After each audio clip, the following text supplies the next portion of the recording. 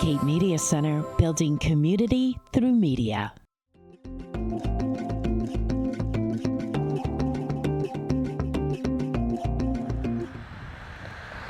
This bend in the road here on 6A in Dennis has been the home to some type of market since the turn of the 20th century, beginning in 1907 as a five and dime.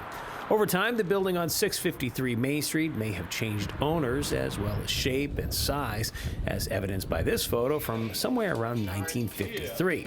But the mission has always been the same.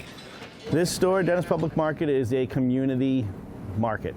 It's not a convenience store, we do the best being a full grocery store, but we're a community family market. It should go without saying that the location of this public market is terrific.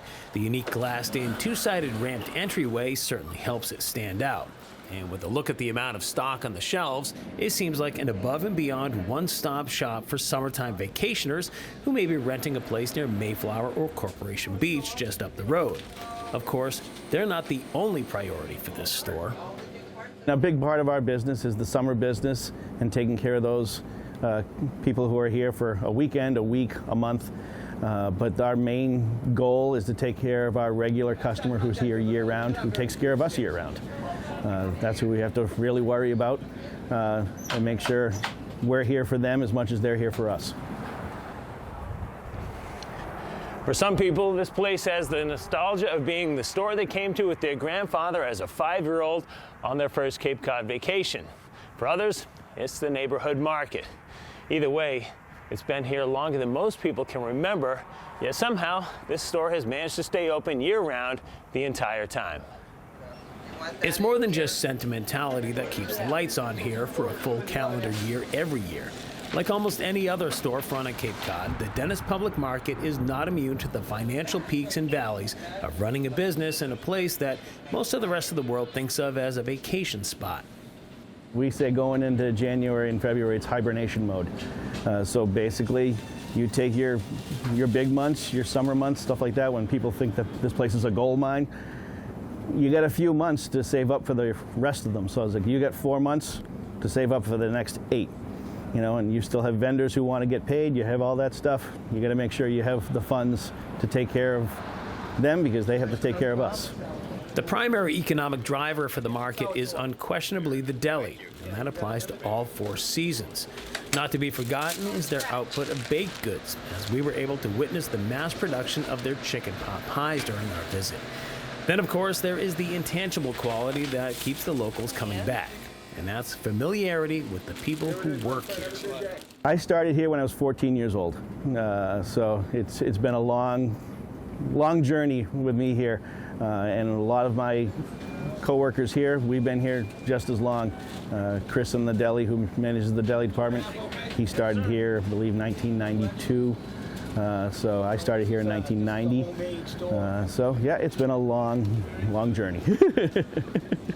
From behind the glass cases of the deli, Chris Crowell enjoys some star status. And judging by the fact that this was the first deli on Cape Cod to ever receive the Boar's Head Market of Distinction Award for quality, service, and community, it's a safe bet that his status is well earned. But to talk to him, it's just another day at the office doing a job that he loves. This is my heart and soul. That's who I am. You know, I grew up working in a deli when I was 18, and I just came into this, good guns blazing, So, I mean, I've just kept it, made a living out of it. I don't know, I love this store. This store is home to me. And when the lunch rush rolls in, it's all hands on deck. And this includes not only making sandwich orders, but slicing deli meats, grinding fresh hamburger meat, and putting together roasts for the display case. It also includes help from his son, David. But no matter who's back there, Kroll knows he's always got a strong supporting cast. Our staff, from every one of these people that work in this building are hardworking people. They're just regular people, but they give a lot more than that. They give a little heart and soul to everything. That heart and soul may very well be the reason that this one-time five and dime from 1907 still stands strong to this day as a 7-day-a-week community market. The most important impression is the impression walking out the door. Not necessarily walking in the door, but it's how you're treated while you're in the store and the impression that you leave with. Cape Media Center, building community through media.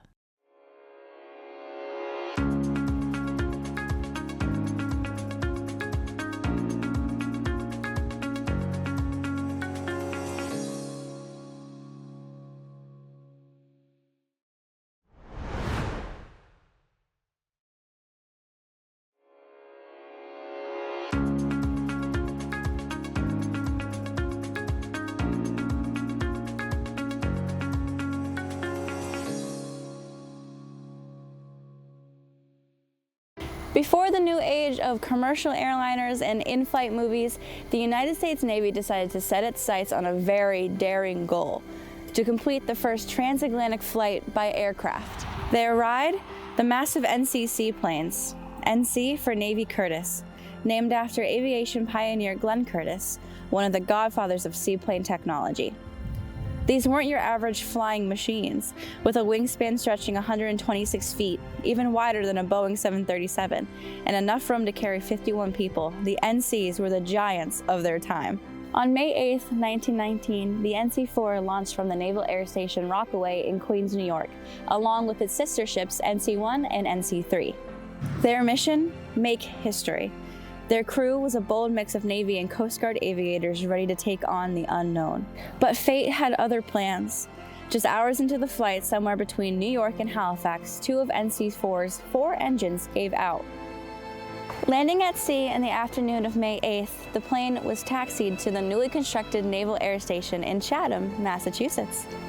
After nearly a week of weather delays and much-needed repairs, the NC-4 was ready to fly again. And what would happen next would go down in aviation history.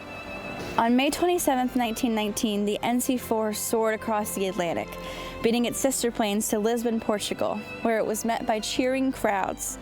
From there, it continued to Plymouth, England, completing a journey no aircraft had ever done before, the first transatlantic flight.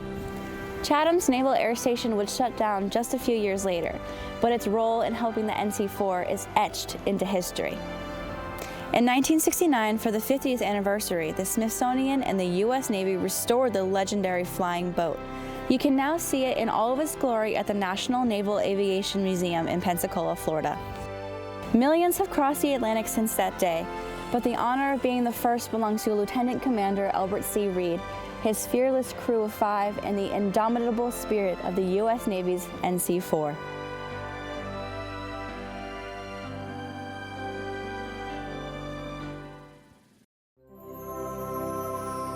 Cape Media Center, building community through media.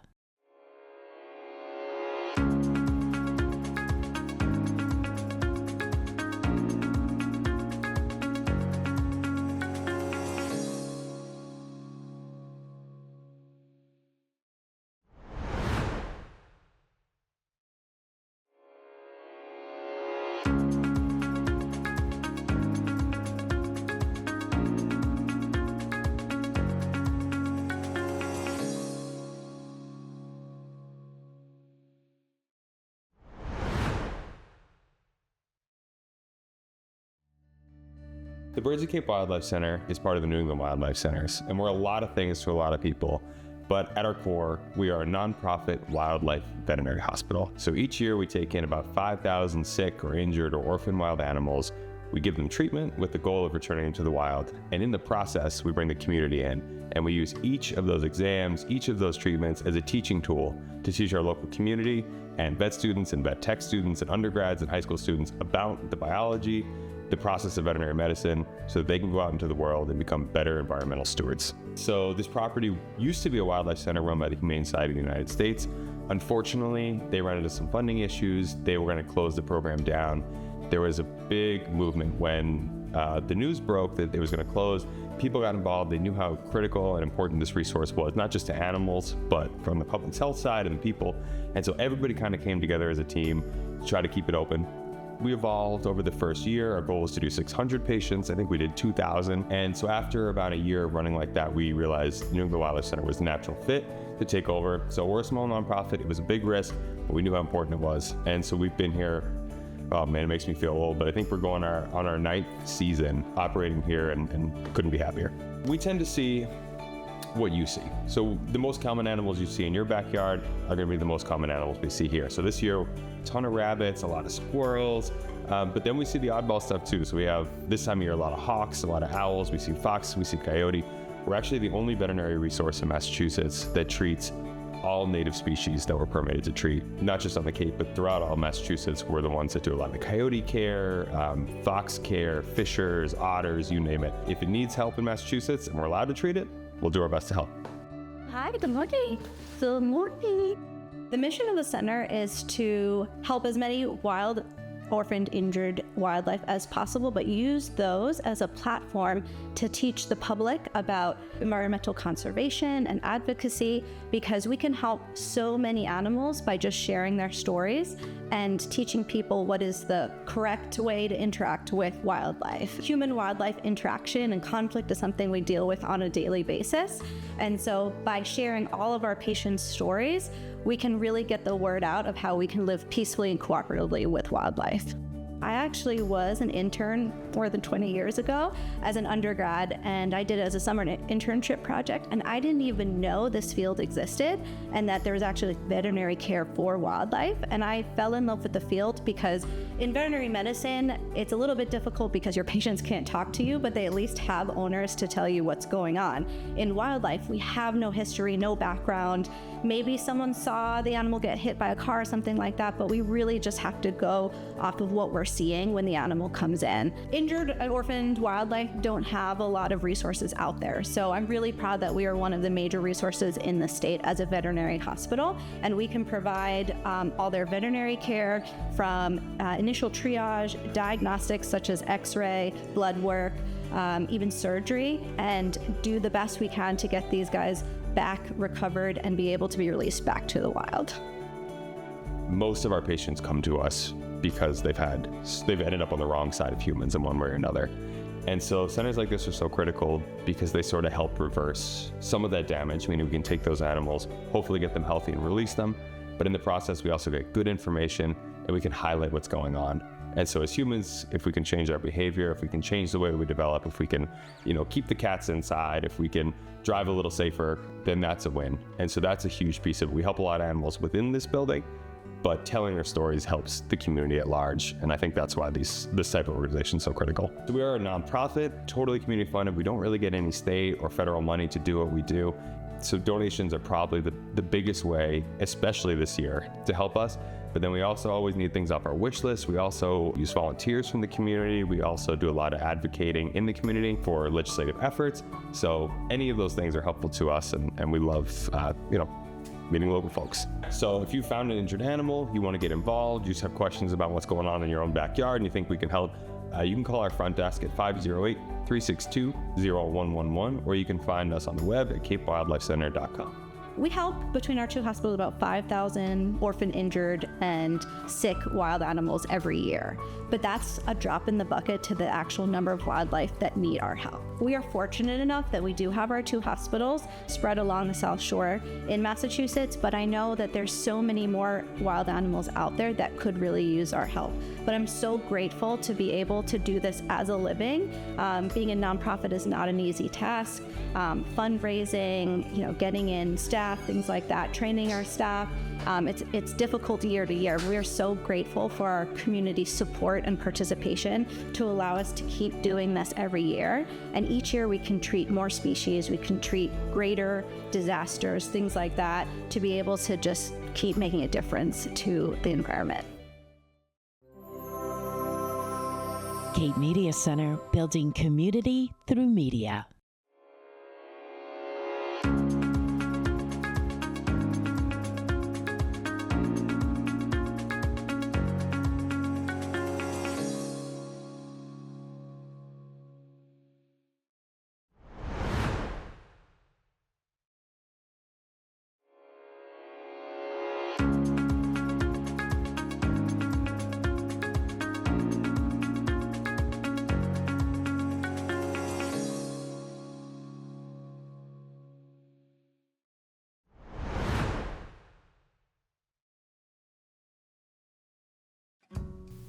With over 500 nonprofits on the Cape, it can be difficult to make your organization's message heard.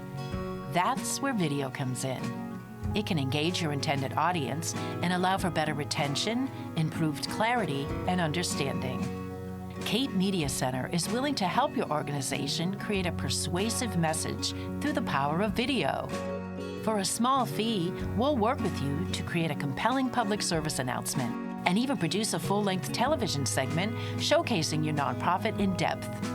Once completed, these videos will run on Comcast Channel 26, Roku TV, Fire TV, and Apple TV.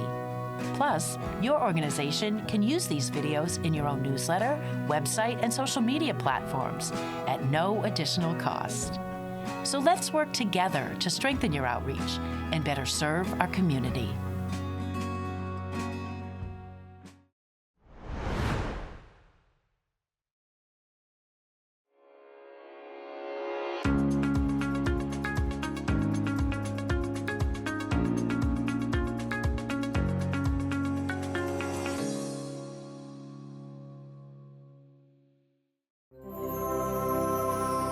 Cape Media Center, building community through media.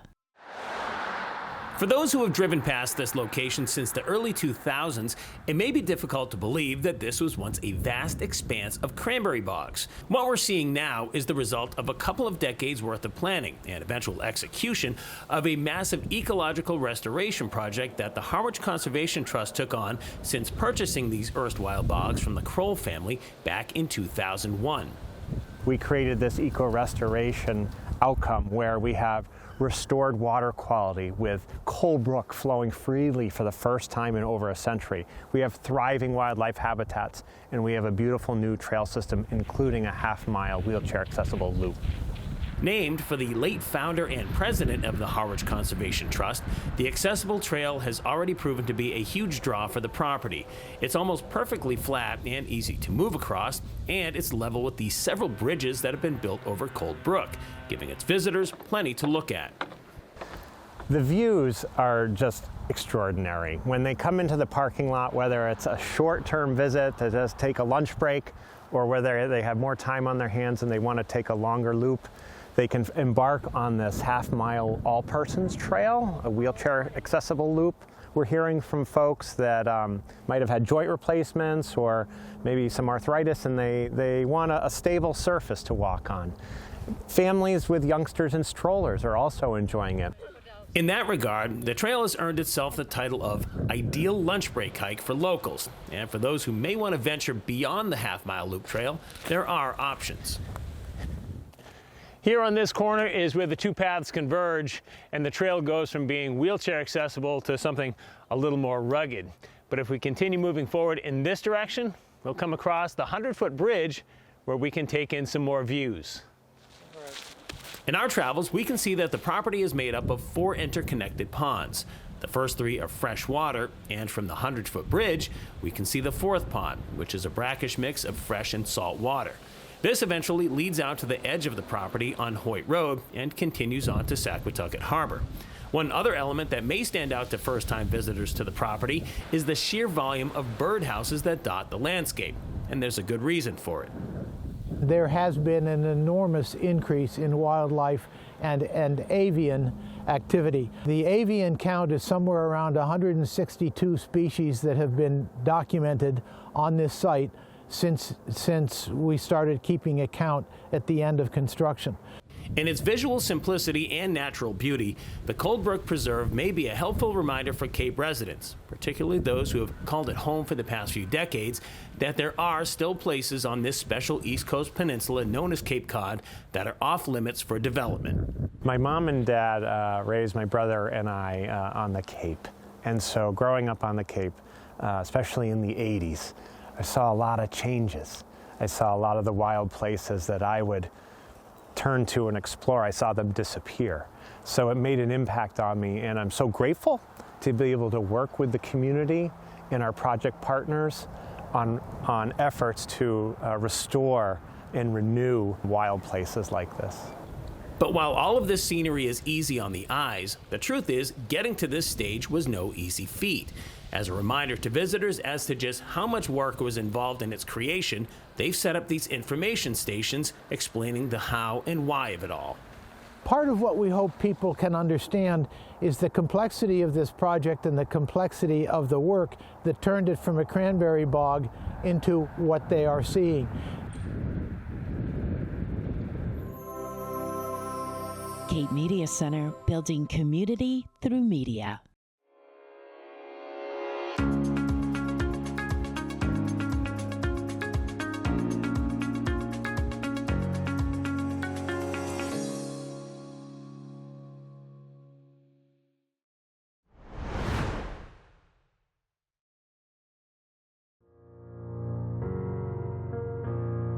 Hi, I'm Greg Hischak, as my name tag so verifies. I am the director and the curator of the Edward Gorey House in Yarmouthport. I've been here for 12 years, and I've been the director of the house since 2020. This is Edward Gorey's house.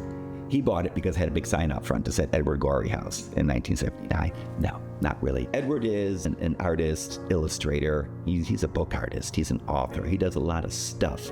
And one of his locations where he lived was Cape Cod.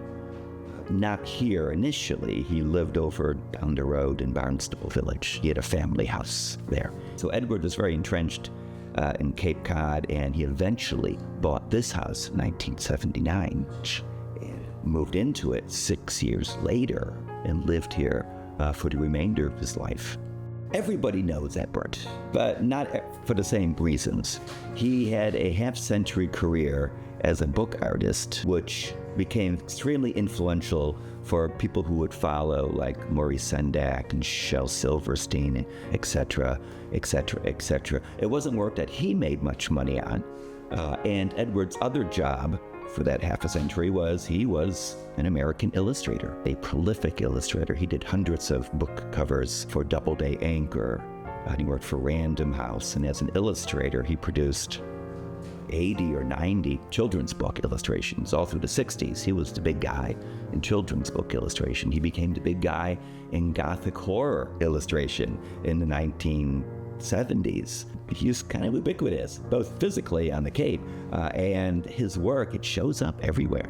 If you opened a TV Guide, if you opened a New Yorker, if you opened Sports Illustrated, National Lampoon, there he is, illustration. He just seems to show up in a lot of strange places. When Edward passed away in 2000, his will just stipulated to sell the house. He didn't say, don't turn it into a museum, and so that's what we went with.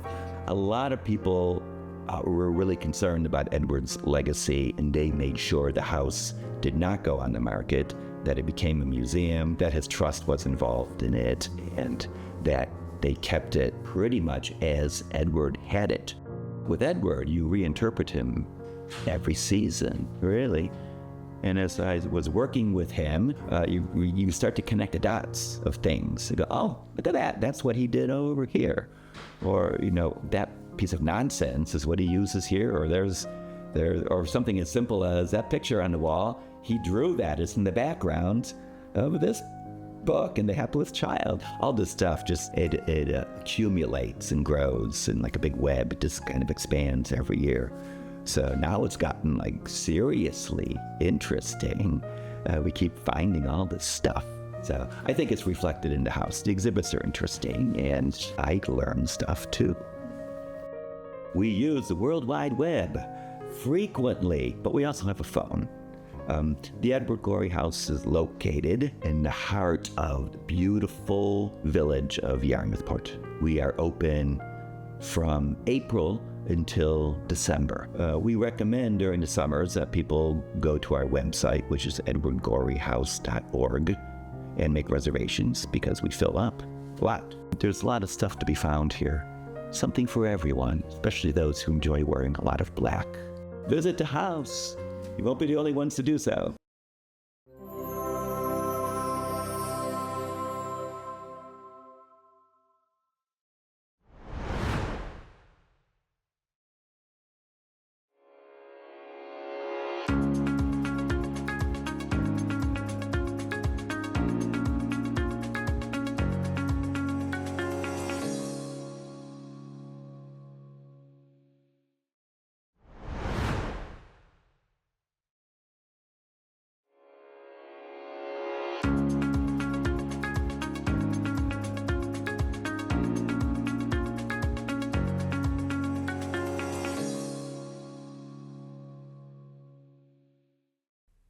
Hey, I'm Kayla.